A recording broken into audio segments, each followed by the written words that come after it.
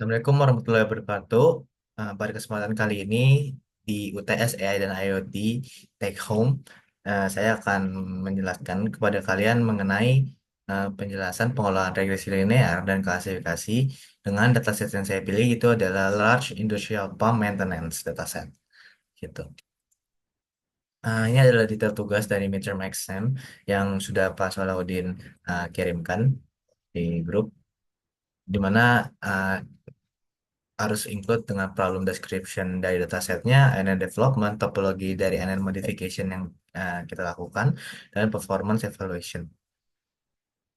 Atau di sini ada perhitungan RMSE-nya. Nah, ini ada sedikit pengenalan singkat dari saya. Nama saya adalah Farhan Hafiz Setiawan dari Prodi Teknik Mesin 2022 dengan kelas IAI dan IoT 03. Nah, ini ada MPM saya 220682481. Nah, ini ada Instagram saya. Nah, selanjutnya saya akan menjelaskan beberapa hal penting yang mungkin akan definisi penting lah sebelum kita mulai ke regresi linear ANN dan klasifikasi menggunakan MATLAB nanti. Itu yang pertama mungkin dari definisi regresi linear terlebih dahulu. Di mana regresi linear ini merupakan sebuah teknik analisa data yang digunakan untuk kita memprediksi nilai data yang diketahui berdasarkan nilai data lain yang terkait dan diketahui. Jadi kita memprediksi suatu kejadian atau nilai data prediksi jadi dari data yang kita punya tapi terkait gitu, tapi bukan data outputnya gitu. Nah, saja ada hidden layers. Kalau di NN tuh nanti kalian akan juga kenal dengan namanya hidden layers di antara input dan output, di mana sesuai definisinya hidden layers tuh adalah lapisan yang terletak di antara lapisan input dan output yang fungsinya sangat penting dalam proses data dan menemukan pola yang tidak terlihat secara langsung dari data mentah. Di mana dari hidden layers ini diteruskan ke satu atau lebih hidden layers, di mana setiap neuron melakukan perhitungan berdasarkan bobot yang diberikan. Itu. Selanjutnya adalah transfer function. Mana transfer function ini merupakan fungsi matematis yang digunakan untuk kita mengubah input neuron menjadi output. Habis itu transfer function ini juga sangat penting karena memberikan kita kemampuan untuk komputasi nonlinear kepada jaringan saraf tiruan atau ANN, memungkinkan untuk kita belajar data dengan pola yang kompleks dari sebuah data tersebut. Nah, sebelum kita ke video dari penjelasan eh, MATLAB nanti, saya akan menjelaskan terlebih dahulu kepada Pak Sulaudin ataupun kalian yang menonton video ini mengenai dataset yang saya pilih, yaitu saya mengambil dari Kaggle dengan dataset yang namanya Large Industrial Pump Maintenance Dataset. Habis itu yang diupdate oleh Selena Maris di Kaggle. Saya akan membacakan dataset description terlebih dahulu. Jadi dataset ini contains maintenance records and sensor readings dari 20.000 lebih industrial pumps yang digunakan untuk kita ngepredik dan analisa pump apakah uh, pump ini butuh maintenance atau tidak gitu. Di mana terdapat sensor, data, dan operasional parameter seperti temperatur, vibrasi, pressure, flow rate, dan RPM yang dimana ditambah juga penjelasan tambahan berupa operational hour dari masing-masing 20.000 pump tersebut dan maintenance flag yang mengindikasikan apakah sebuah pump ini butuh yang namanya maintenance atau enggak. Nah, dari dataset ini kita uh, akan berupaya sebagai predictive maintenance dari machine learning algorithms untuk kita memprediksi failure atau required maintenance based dari sensor data masing-masing pump yang kita miliki gitu. Di sini ada beberapa parameter seperti pump ID yang dimana unique identifier for each pump, as well as temperature reading of the pump, vibration intensity measurement of the pump, as well ada pressure level record in the pump, ada flow rate juga, di mana flow rate ini ada merupakan fluid passing through the pump, ada flow rate, perhitungan flow rate-nya, dan RPM, rotational speed of the pump in revolution per minute, itu ada operational hours, number of hours that the pump has been operational, dan terakhir maintenance facts yang berupa binary indicator untuk showing whether the pump itu required maintenance jika satu atau tidak, itu nol atau integer. Nah, ini datanya terdapat 20.000 data dengan 8 kolom. Nah, kita lanjut dari data tersebut saya ekspor ke Excel untuk pengolahan. Yang mana ini ada penjabarannya.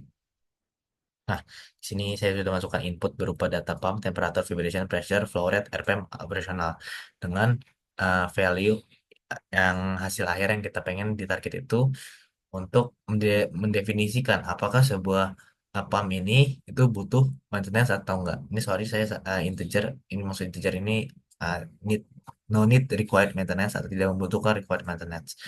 Nah, ini kita sudah masukkan. Ini berupa resultsnya nanti. Nah, di mana value-nya ini nanti berupa value dari prediction di MATLAB. Jadi sebelumnya ini saya taruh dari percobaan saya sebelumnya untuk prediction value-nya terhadap target dari maintenance yang kita punya. Gitu. Selanjutnya ini penjelasan selanjutnya di pengolahan Excel tentang neuron, di mana di pengolahan action tentang neuron ini berisi kita nanti variasi dari berapa number of neuron yang akan saya jelaskan lebih lanjut. Habis itu kita dapat menghitung RMSE value-nya di mana hasil dari prediction di akar dari hasil prediction kuadrat per 1.500. Itu nanti kita akan mencari eh, bagaimana kalau variasi dari numbernya of neuron seberapa itu kita dapat RMSE berapa karena kita akan membandingkan dan akan memakai RMSE yang ideal dalam pengolahan data kita nanti. Tuh. Oke, selanjutnya kita akan lanjut yang namanya langsung pengolahan di MATLAB, sorry. Nah, kita sudah bikin window tab baru, ini baru, kita langsung aja ke new. Kita namain misal dia input sebagai data input kita. Dan selanjutnya kita menamakan target sebagai data target kita. Nah, di input dan target ini kita masukkan, sorry ini ada bekas yang tadi, sorry ya. Nah, di input ini kita masukkan parameter dari datasheet yang kita punya. Contohnya kita ambil tadi, uh, kita ambil value-nya dari POM ID sampai operational hour. Kita ambil semua datanya sebanyak 20.000.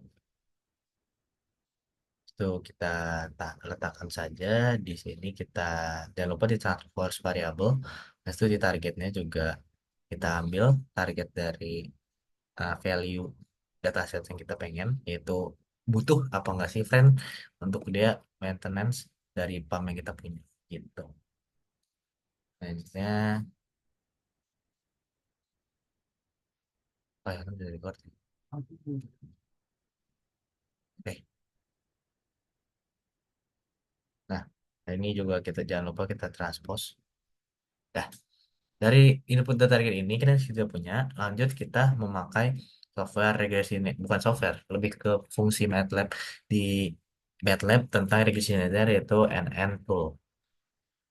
Nah, sebelumnya kita masukkan dulu import data input sebagai input data dan target sebagai target data. Gitu.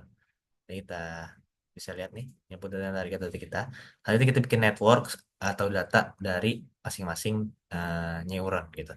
Mana ini kita menggunakan network type itu adalah feed forward backprop. Sebelumnya saya akan jelaskan kenapa sih saya memilih feed forward backprop ini. Karena feed forward ini merupakan neural network yang dimana information itu flows dari one direction flows based on one direction. Jadi langsung dari input layer through hidden layers and finally through the output layers dan tidak ada yang namanya feedback loop sama sekali di mana sesuai dengan dataset yang kita punya dengan input sekian kita ingin melakukan yang namanya prediktif sesuai gak sama target yang kita punya gitu friend.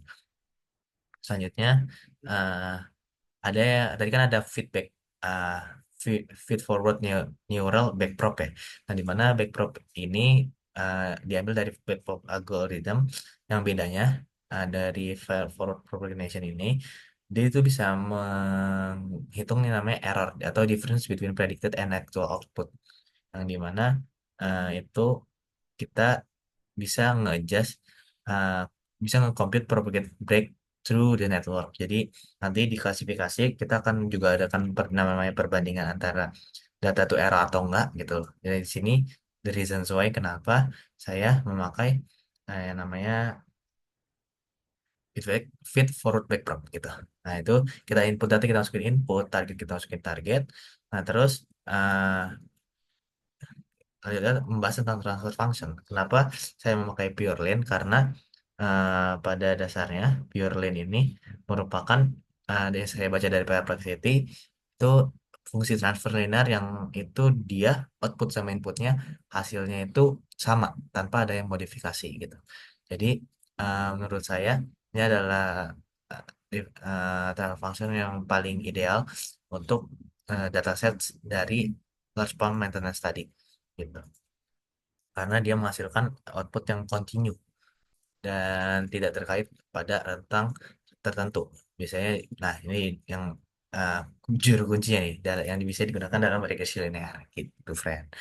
Terus uh, terakhir, uh, saya juga eh, nanya ke AI juga. Mohon maaf Pak Salahuddin, saya juga menggunakan AI di sini untuk menentukan beberapa parameter, di mana saya udah mencari sekiranya neuron yang ideal tuh berapa sih kalau misalnya kita main regresi linear ANN dengan datasheet tadi saya sebesar 20.000 gitu, agar yang tidak ada salahnya apa ya, agar ya, ya hasilnya tuh bagus lah dengan neuron segitu. Nah, di sini di Perplex tuh dia mengatakan 12 sampai 16 neuron. Makanya kita akan melakukan variasi neuron dari 12 sampai 20 gitu. Dengan 5 kali variasi. Nah, ini bisa kita create. Habis itu kita buka jadi 14 untuk yang network 2. Habis itu kita buat jadi 16 network 3. Habis itu kita buat 18 untuk network 4. Dan terakhir kita buat 20 untuk network uh, 5 gitu, friend. Jadi kita close saja. Nah, ini dari network ini kita langsung buka, kita train sesuai input dan target datanya. Habis itu langsung kita simulate aja dengan input zero, agar simulate ini bisa menunjukkan output dari masing-masing network. Yang nanti kita akan melakukan pengulangan lagi nih untuk 5 data, 5 input yang tadi udah kita tentuin gitu dari variasi number of neuron nih. Nah, ini udah muncul yang kedua. Agak lama ya. Tapi mohon dipantengin saja. Nah, ini seperti ini.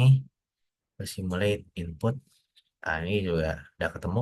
Yang tiga, kita lanjutkan. Yang keempat, input, output. Kita train dulu datanya.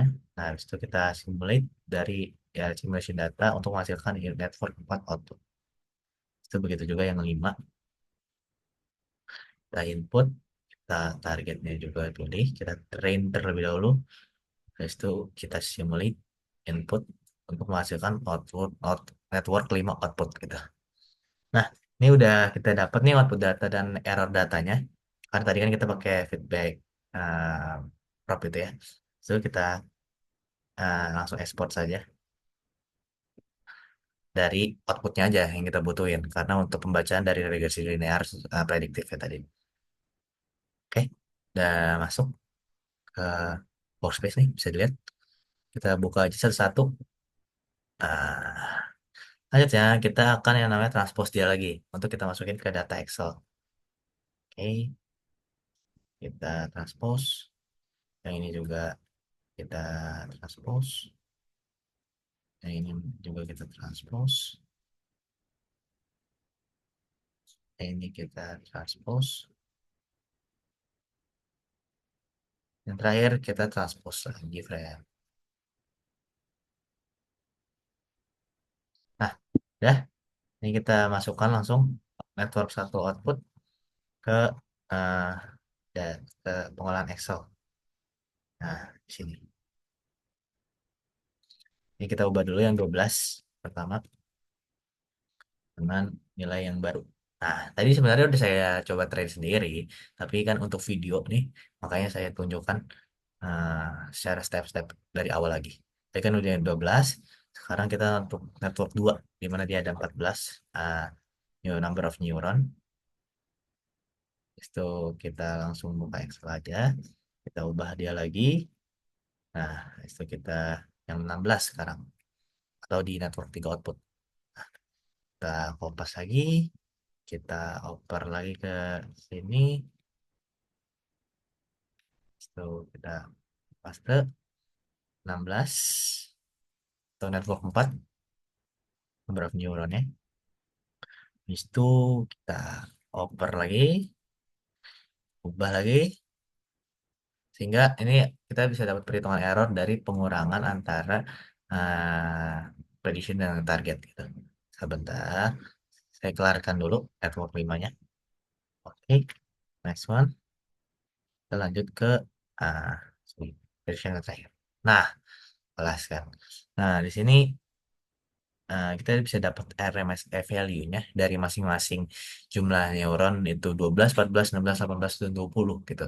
Nah, di sini saya ada tabel yang memudahkan untuk kita kira-kira membuat oh ya, sebelumnya saya menjelaskan dulu ini adalah grafik perbandingan antara prediction dengan target value yang kita pengen gitu. Di mana eh, value dan target yang kita pengen ini eh, digambarkan dalam sebuah grafik untuk menentukan eh, keterakuratan dia dari target yang kita sudah tetapkan yaitu required atau enggak gitu maintenance-nya berdasarkan regresi linear. Nah, di sini sebenarnya tidak perlu pakai semua yang namanya RMSE antara semua variasi ya. Kita pakai yang paling ideal aja di mana RMSE-nya itu yang paling kecil. Nah, di sini adalah grafik yang memudahkan untuk pembacaan RMSE value yang paling kecil di mana kalau bisa dilihat kita ini ada di variasi yang namanya 16 neuron gitu. Ini sehingga 16 ini bisa dilihat hasil dari RMS value-nya itu paling kecil gitu. Nah, selanjutnya kita select data aja karena target value-nya tadi sebenarnya ini kan kita punya 20.000 data ya. Tapi kalau kita misalnya mau ngupload 20.000 itu kayak menurut saya kurang menjelaskan secara detail grafiknya gimana. Makanya untuk sampel saya memakai ya mungkin ya 100 data aja kali ya. 100 data pertama untuk sampelnya. Nah, tadi prediction-nya itu dari awal yang saya dapat itu dapatnya di idealnya tuh 12 neuron. Tapi kan ternyata setelah kita lihat di sini ada di 16 neuron nih. Sesuai dengan prediksinya si Perplexity tadi ya. Gitu, friend. Are? Oke. Udah. Nah, ini adalah grafik perbandingan antara RMSE value dari prediction dari uh, 16 number of neuron dengan target dari value kita, value dataset kita tadi targetnya gitu. Jadi dapatlah sebuah grafik antara perbandingan dua input tersebut gitu. Selanjutnya kita kita juga kita kan sudah yang namanya apa ya menganalisa kira-kira prediksi dari sebuah dataset tadi dengan ANN regresi linear. Selanjutnya kita akan berbicara tentang yang namanya klasifikasi dari dataset yang kita punya. Yaitu kita bisa balik ke MATLAB lagi. Kita menggunakan fitur function dari MATLAB. Sebetulnya saya clear terlebih dahulu, yaitu NNSTAR. Ini kita bisa yang namanya membaca pattern recognition tadi dari sebuah uh, dataset kita gimana gitu. Dan klasifikasinya kira-kira sesuai apa enggak gitu. Nah, oke, kita bisa silang aja sebenarnya. Nah, ini dari yang sudah kita buat nih, di mana hidden layer kita ada satu dengan dikepit oleh input dan outputnya. Seperti ini. Langsung import saja data yang kita miliki. Itu tadi data input, prediksi itu kita sebagai input, dan target kita sebagai, respon itu sebagai target. Nah, ini bisa didapat di sini. Sebenarnya kita bisa nentuin berapa training data, validation data, dan test data yang kita pengen yang optimal ya gitu. Tapi karena saya kurang paham mendetail tentang penentuan training data, validasi data, dan tes data sesuai dengan dataset yang kita punya, maka saya menentukan untuk menggunakan yang namanya settingan dari MATLAB ini aja, di mana 70 training, validation dan 15 dan tes data 15. Karena kita ngetrain dari dataset yang kita punya. Nah, di sini bisa dilihat dari training result tadi, ada 1.400 data, 14.000 data yang kita jadikan sebagai training data, validation data 3.000, dan test data 3.000. Nah, di mana masing-masing data ini menunjukkan errornya, di mana 0,49, 0,5, dan 0,5 juga untuk masing-masing data tersebut. Nah, selanjutnya kita akan melakukan yang namanya testing agar kita bisa menentukan kira-kira eh, additional test result dari data ini gimana errornya. Nah, ini dapat setelah additional test, didapat observasi dari 20.000 data dengan cost entropi sebesar 0,6, dapat error 0,49. Itu lumayan besar sebenarnya. Nah, akhirnya kita langsung bisa yang namanya ke confusion matrix. Seperti ini. Oke. Nah, ini sebelumnya mungkin saya menjelaskan terlebih dahulu ya, apa itu confusion matrix. Saya izin untuk menggunakan Perplex juga sebagai bantuan penjelasan. Di mana confusion matrix ini digunakan untuk kita nge-breakdown correct versus incorrect dari klasifikasi terhadap perbedaan kategori gitu. Jadi benar apa enggak sih dari data target yang tadi kan udah mengeluarkan output ya. Itu ada kita ada klasifikasinya yaitu kalau saya makanya itu require maintenance sebagai satu dan integer atau tidak require itu sebagai nol. Nah, kita di sini bisa nge-breakdown kira-kira benar apa enggak sih data yang masuk dari klasifikasi tersebut terhadap kategori dua tadi gitu. Makanya itu bisa menggunakan confusion matrix dan di sini kita juga bisa menghitung error dari model training data. Jadi kita bisa uh, kita identify nih errornya tuh di mana dan seberapa banyak sehingga kita bisa improve dari training data yang kita punya gitu. Ini kita bisa mungkin kita breakdown di sini ya. Ini ada training data conversion matrix, validation data conversion matrix, dan test data configuration matrix. Di mana ini terdapat data yang errornya itu sebesar 49,6 dan 50,4 yang benarnya untuk di training data, 50,1 dan 49,9 perbandingan dari error dan data yang benar dari validation data. Dan terakhir eh, 49 dan 50 yang benar dan 59, 51 error untuk tes data conversion matrix. Dengan ini masing-masing dari spesifikasi data yang eh, tidak jelas klasifikasinya atau apa ya perbandingan antara korek dan incorrectnya itu di mana koreknya dan di mana incorrectnya dari sebuah data nih ada di 33 3.755 datanya berapa di 3.264 datanya berapa. Nah, yang training ini ada validation conversionnya ini yang mana 70% data yang benar, habis itu 76 yang rancu, itu pun setelahnya. Dan ini adalah overall dari all conversion matrix, di mana 49,9% ini merupakan angka error dari data yang kita data set yang kita punya, dan 50,1 adalah eh, apa ya eh, yang benarnya gitu. Sebenarnya error data ini berarti dibilang kurang akurat karena dia menunjukkan error dari klasifikasi terhadap outputnya itu masih besar errornya gitu. Sehingga ya perlu adanya improvement dari data yang saya punya terutama ya dari data pemasaran tadi. Selanjutnya saya akan bahas yang namanya ROC curve, di mana ROC curve ini sesuai definisi dari perplexity lagi itu tentang uh, untuk mengevaluasi kinerja model klasifikasi dengan menggambarkan hubungan antara true positive rate dan positif apa false positive rate pada berbagai ambang batas klasifikasi, di mana kinerja ROC ini memberikan visualisasi tentang kemampuan model untuk membedakan antara kelas positif dan kelas negatif.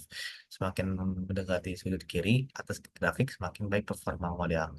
Jadi eh, sebenarnya kalau kita bisa lihat, ini adalah klasifikasi untuk hubungan antara nilai korek dan false-nya dari ambang batas klasifikasi yang kita punya. Nah, kalau kita bisa lihat di sini, berdasarkan data yang kita miliki dari training data, validation data, test data, dan all atau gabungan dari 20.000 data tersebut, itu kita bisa dapat sebenarnya nilai positive rate, ya apa perbandingan antara positive false positive rate dan true positive rate itu yang kurang baik, karena sebenarnya kalau dia baik dia akan menuju ke atas kiri, itu menuju angka satu, di mana pembenaran klasifikasi itu semuanya benar.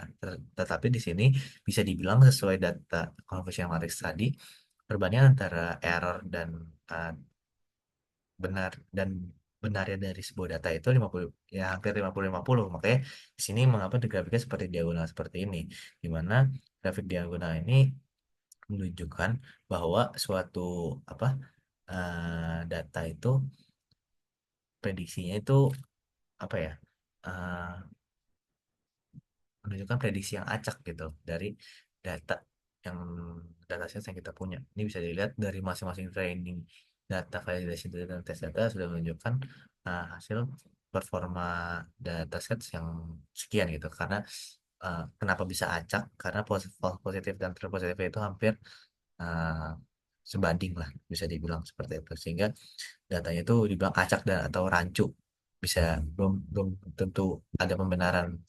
Nah, selanjutnya, makanya kalau misalnya kita uh, bisa belajar tentang apa pemeliharaan dan pemantauan mesin, terutama di PAM ini, sebenarnya banyak faktor-faktor lain yang mempengaruhi untuk sebenarnya si PAM ini tuh butuh apa nggak sih sebuah yang namanya maintenance gitu. Sehingga bisa kita lihat kalau misalnya hanya pengolahan dari dataset yang sekian dengan error checkernya jadi sekian atau masih rancu gitu. Oke, selanjutnya kita akan membahas tentang performance plot. Di mana performance plot ini menunjukkan validasi performance yang paling baik itu pada iterasi yang keberapa dari dari macam-macam penyaluran tadi. Di mana iterasi yang paling baik itu dilakukan dari iterasi yang ke-10 dari 16 total iterasi, dengan total 0,6933 gitu. Ini adalah base dari validation performance-nya pada iterasi ke-10 saat kita nge-simulate, nge-train dari data yang kita miliki tadi. Selanjutnya, yang terakhir adalah training state, di mana ini merupakan plotting antara error yang dialami oleh uh, datasets terhadap perubahan waktu gitu. Ini bisa lihat dari ini menunjukkan uh, error gradient gradient saat epoksi iterasi 16 dan validation check saat epoksi 16 juga. Ini adalah errornya, dan semakin banyak iterasi semakin menunjukkan error yang signifikan. Makanya eh, iterasi yang ideal itu dilakukan di 10 tadi sesuai dengan validasi tadi. Nah, terus kita bisa yang namanya export model ke space, habis itu. Nah, kalau udah data yang punya, kita bisa export plot to figure tadi kita masing-masing nih. Maksudnya kalau misalnya kalian butuh untuk sebuah laporan dengan gambar yang ya bisa di-download lah gitu. Dan selanjutnya kita bisa nge-generate code juga untuk dari total simulasi training dataset tadi yang sudah kita lakukan. Gitu. Bisa ubah ke ini lagi, script ya. Oh ya, mungkin tadi ada satu hal yang penting lagi. Selain ini, jadi kan kita sudah pakai yang namanya di regresi linear itu 16 ya, dari total ARN, apa ya, total yang paling efektif itu 16 gitu. Jadi kan udah dapat juga, jadi kita masukkan lagi, kita balikan lagi ke Excel awal, di mana kita bisa menghitungkan perbandingan antara value prediction kita terhadap error dari target kita. Keren. Nah, masukkan saja. Nah, errornya setiap prediction dan value itu sekitar 0,5-nya atau 50%. Eh, 5%-nya lah ya. Gitu. Ini sebenarnya cuma rounded value-nya aja sih. Cuma udah dibuat ini aja sih. Lebih mudahnya aja. Nah, sorry, sorry. Kita bisa ubah dia ke number. Bukan number, sorry. Tadi apa ya? Masih sih benar. Salary ini. Salah juga. Sama aja. Hmm, Scientific. Pokoknya tadi kalau bisa dilihat ya sebagai ini aja sih, value yang lebih mudah untuk dibaca. Nah ini hasil klasifikasinya tadi itu. Nah, inti dari pembahasan saya pada kali ini menunjukkan bagaimana cara kita untuk memprediksi sebuah eh, target, yaitu di mana tadi targetnya ada require internet atau tidak, menggunakan regresi linear ANN, yaitu menggunakan MATLAB dengan eh, output dan input di dalamnya ada hidden layer juga untuk apa ya, mengklasifikasi data, apa mengolah data dari input yang kita punya, sehingga kita bisa menentukan untuk bisa memprediksi kira-kira ini alat nih sesuai gak sih sama target kita nanti gitu friend. Nah, tadi kan udah regresi linear, terus juga kita udah melakukan yang namanya ini eh, classification analysis, di mana sayangnya data yang saya punya tentang live spam ini memang kebingungan antara true dan false dari sebuah data dari klasifikasi butuh maintenance atau tidaknya tadi masih sangat rancu gitu, karena memang mungkin menurut saya ada parameter-parameter yang mungkin memang diperlukan, karena misalnya kita belajar tentang P2M atau pemantauan kan juga untuk sebuah menentukan sebuah PAM itu butuh maintenance apa enggak, itu kan memang uh, butuh data yang spesifik ya. Jadi memang belum bisa ditentukan lah sebenarnya dari klasifikasi ini uh, required atau tidak gitu loh, karena emang ini dataset yang secara luas aja gitu loh, industrial pump dataset yang banyak dan luas gitu. Jadi belum bisa mewakili menurut saya. Sehingga ya conversion matrixnya masih besar errornya, ROC curve kita masih bisa lihat kurang ideal karena seharusnya pembacaan true positive rate-nya itu ke atas. Sudah ada performance plot tadi, nah, itu sudah. Mungkin itu saja yang dapat saya sampaikan pada kesempatan kali ini. Jika ada kekurangan, mohon dimaafkan. Wassalamualaikum warahmatullahi wabarakatuh.